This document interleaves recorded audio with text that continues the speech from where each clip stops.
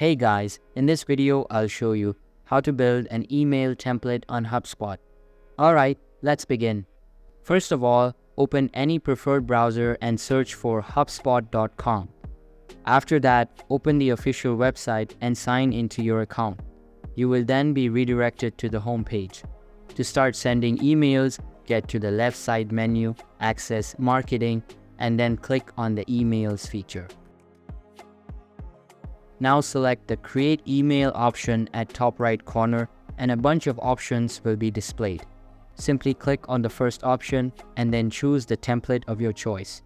You will have a lot of options like starting from scratch, but you can only select it if you have a paid plan. So I will select the basic one and this editing page will open up. Inside it, you will be able to edit the whole template text. Once done, click on the Review button and then click on the first error. Now, start selecting the contacts you would like to receive this email. After that, click on the Review button and you can see that there is another error. Simply click on it and then enter the required details.